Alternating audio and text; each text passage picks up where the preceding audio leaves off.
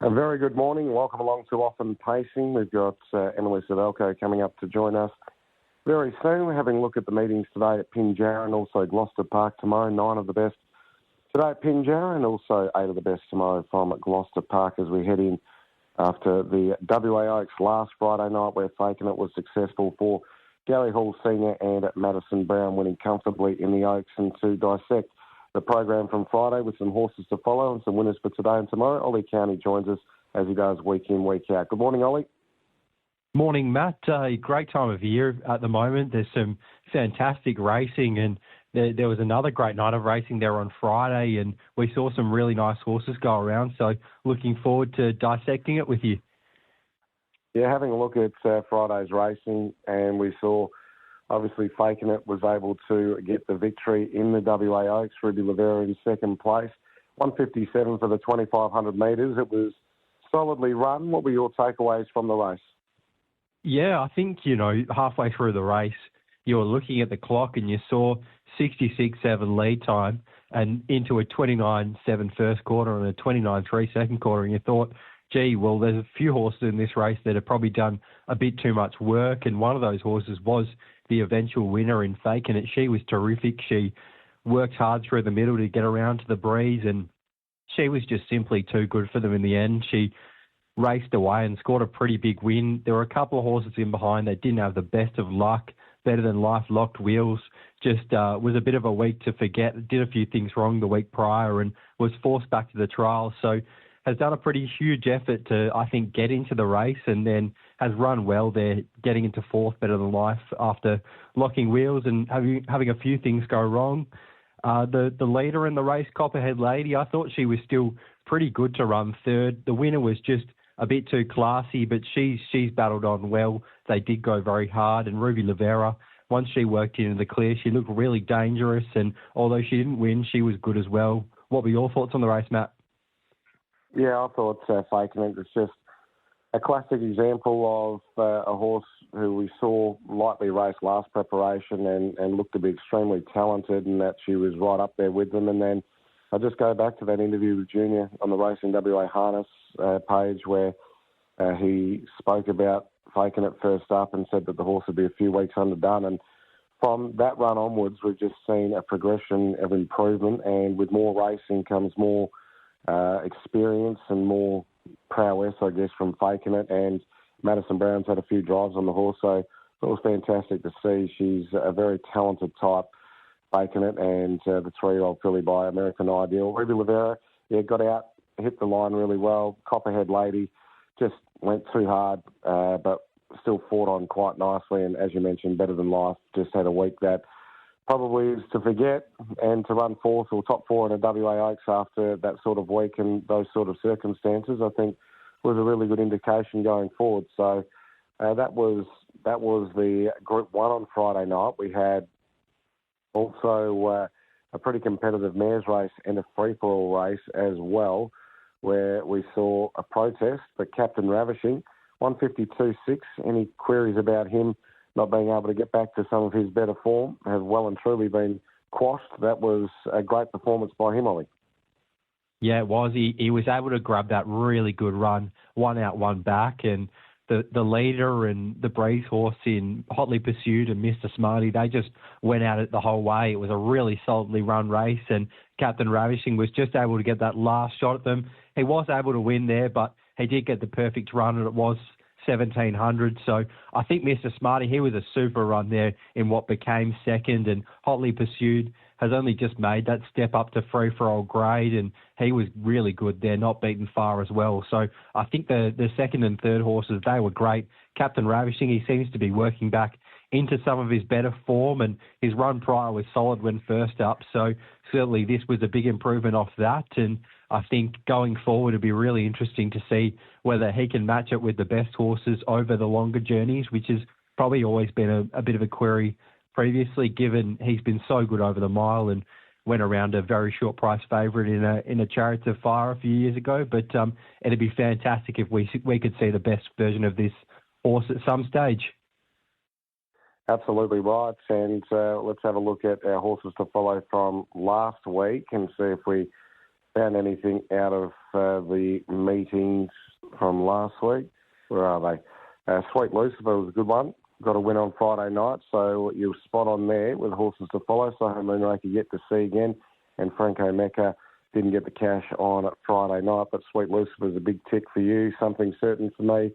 Punched the rail and finished off okay. Who's the Dad was another really good effort, I thought, on Friday night, and State My Case was the winner on Saturday. So we've been able to find something for the punters. Who are your horses to follow to put into the Black Book this week? Yeah, I actually thought, as you mentioned, Who's the Dad was another really good run there on Friday, and it was one that I considered putting in the horses to follow category, but it just missed out. The first one I've got to follow was out of race 1, and that's off the charts. I think this horse just hadn't had a lot of luck in a few of his recent starts. He went around from a stand start there at Bunbury recently, and he made a mistake early and lost a lot of ground there, and that was basically the end of his chances. On Friday night, it was a race that the leader won and the horse leader's back ran second. So for him to get into third from a bit further back in the race was, I thought, really good. He ran on strongly off the charts, and they ran a pretty fast mile rate in 1:55.6. So I certainly think he probably would have taken a bit of benefit out of that run. And I think if there's a race that's run to suit very soon, he can be finishing over the top. That seems to be how he is best served when driven quietly in the early stages. Another horse I had to follow from Friday night was in race 8, and that horse is Take a Hike.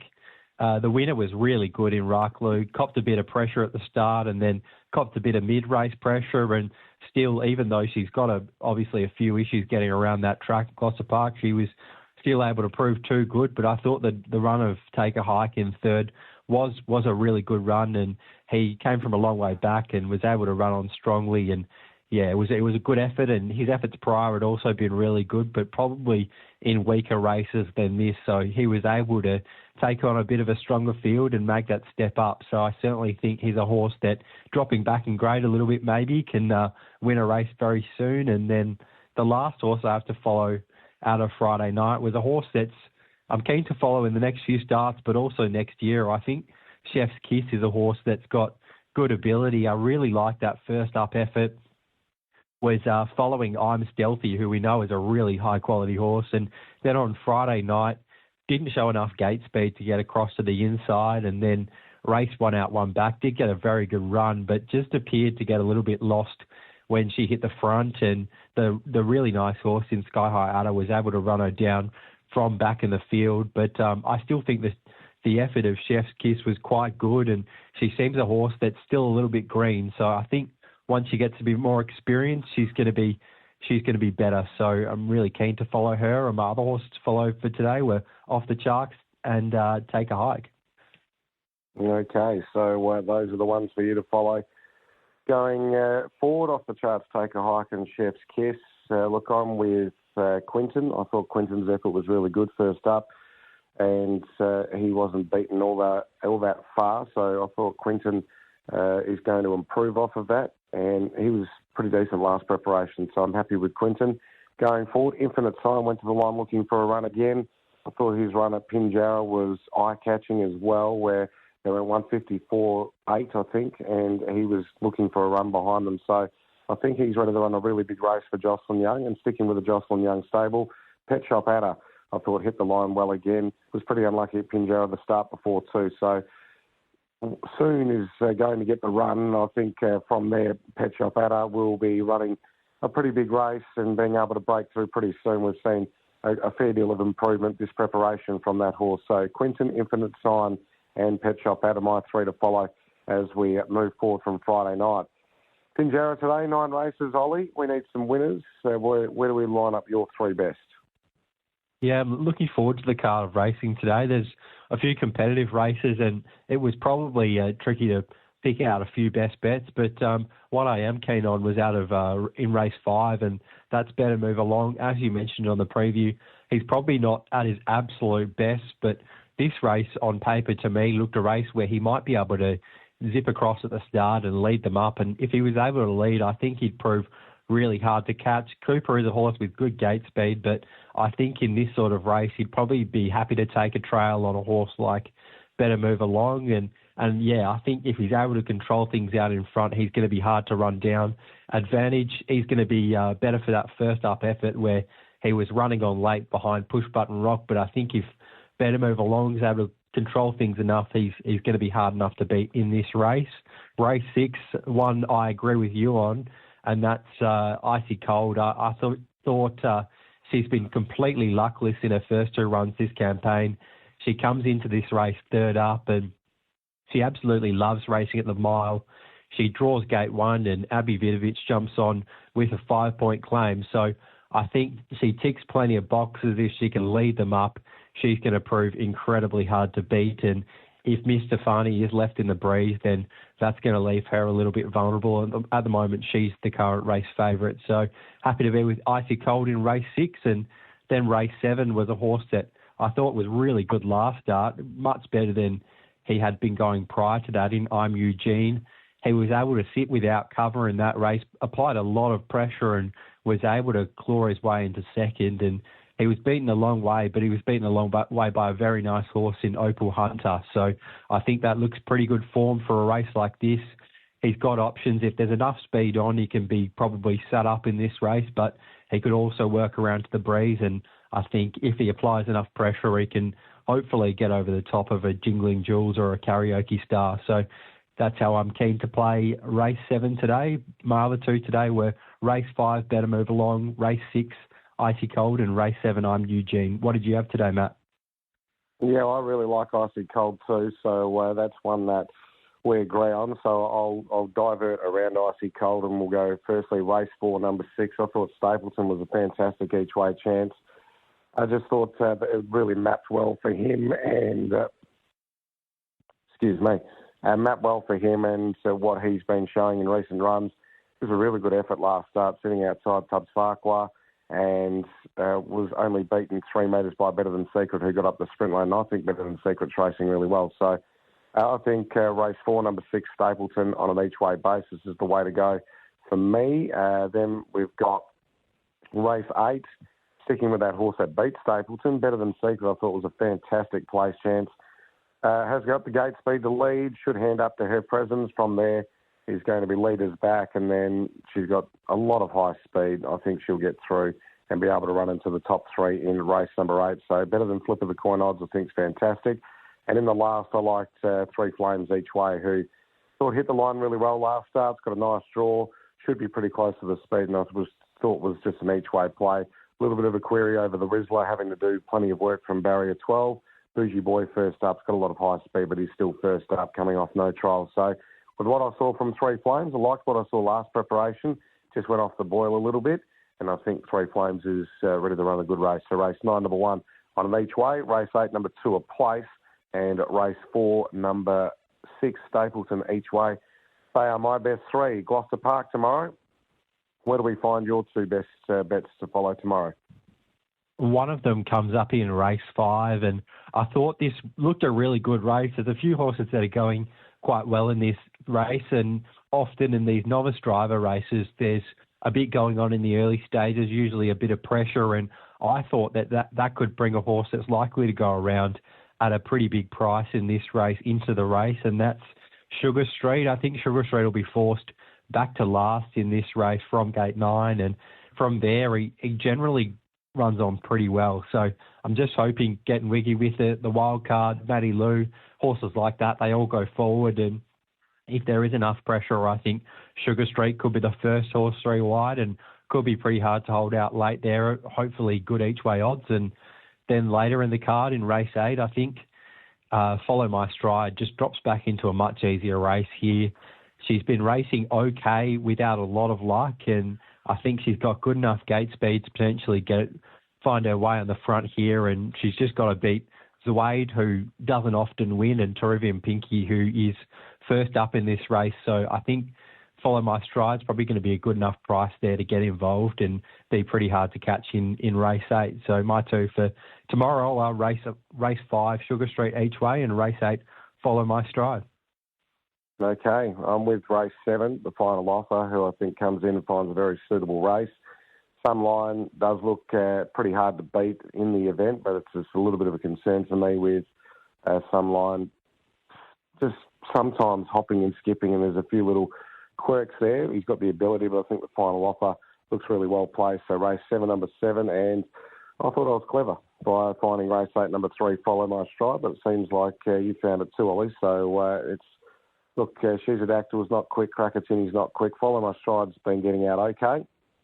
I think she can get across to the lead here, Follow My Stride, and pretty much agree with everything you say about the others in the race. I think it's a really good opportunity. Zagged when she should have zigged last week and unfortunately got held up behind them, but hit the line really strongly, and I think Follow My Stride can really bounce back to really strong form here in the last tomorrow night. So race 8, number 3, Follow My Stride is my selection each way, and race 7, number 7, the final offer to get the win. So hopefully a few winners there for both of us over the next 48 hours. Ollie, thank you very much for your time. Good luck and good punting, and we'll chat again to you soon. Looking forward to it. Thanks, Matt. And we'll take a break here on Off and Pacing, and on the other side, Emily Suvaljko. Welcome back to Off and Pacing. Emily Suvaljko joins us now this morning. Emily, good morning. Good morning, Matthew. You've had a very good weekend, a few winners there, and can we continue that form into the next 2 days? Hopefully, definitely got some chances, but they're probably going to need their fair share of luck as well. Majestic Gaga gave you a little bit of a tough drive last start, having to sit parked after getting quite keen. Do you think that she's better suited from the stand today and could run a pretty good race? Yeah, I think so. First time back to the mobile, she just got quite fierce on the mobile and then over-raced from then on. So, she looked to just slot in from the stand, I'd say, and she's got that high speed that we've seen first up.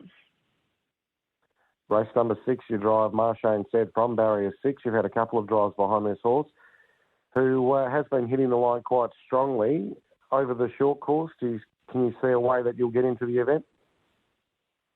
Yeah, I think it's quite an open race. I was actually really happy with his last start. He felt a lot sharper than when he ran third. We put the hood on. Yeah, we just made a little gear change from last start. He's got the hood on now, so he felt a lot sharper when 7th last start over when he was third the start before. I thought he was only fair that start. So with the hood on, it's an even sort of field. I think if he gets his bit of luck, he's got a good turn of foot late.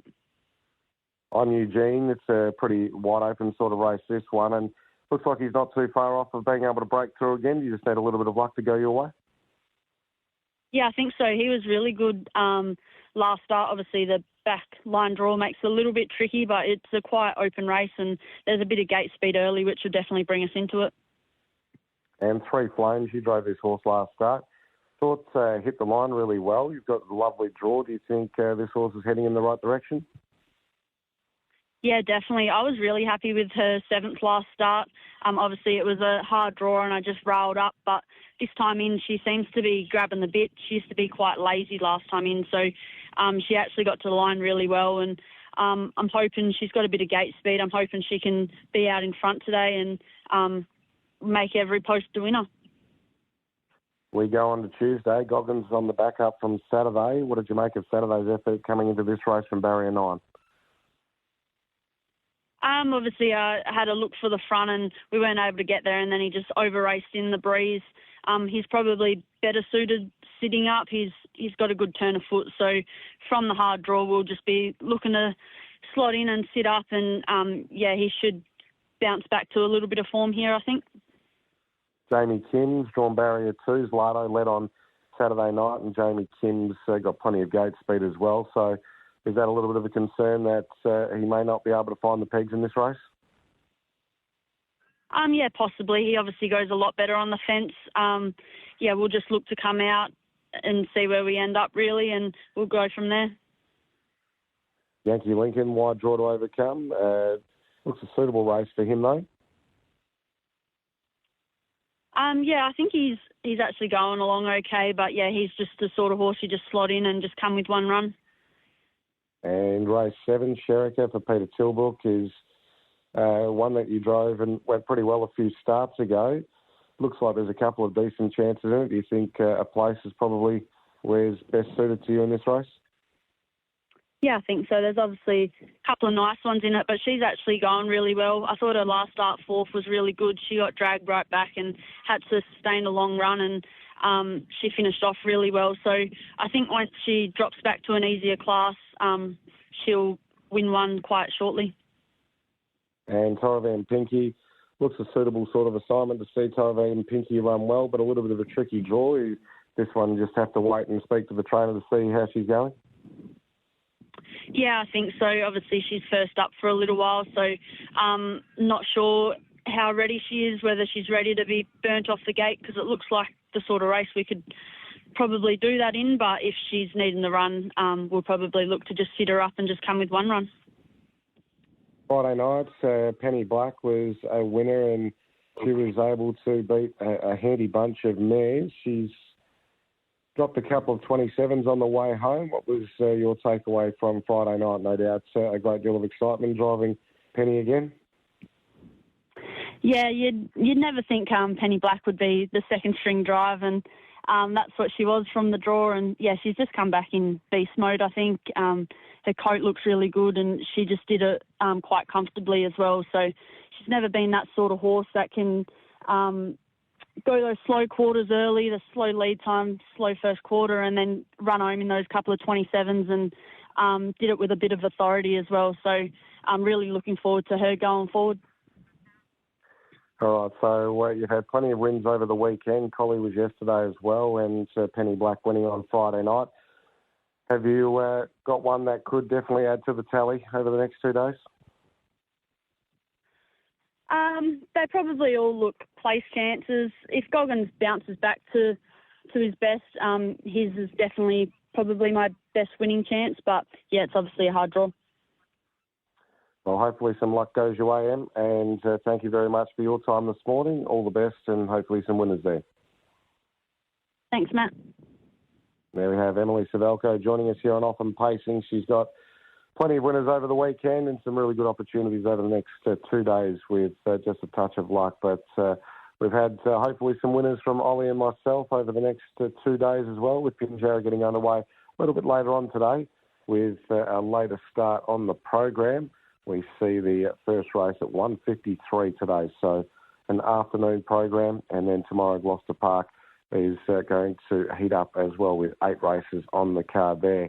It's been Off and Pacing for this Monday morning. Don't forget tomorrow with daylight savings now switching back. The earliest start to Gloucester Park, 4:24 start time for the first tomorrow, and meaning an earlier finish to last at 8:20. But good luck, good punting. Hopefully many winners to you. We'll be back again next week on Off and Pacing. But for now, it's a very good morning as we get into race day.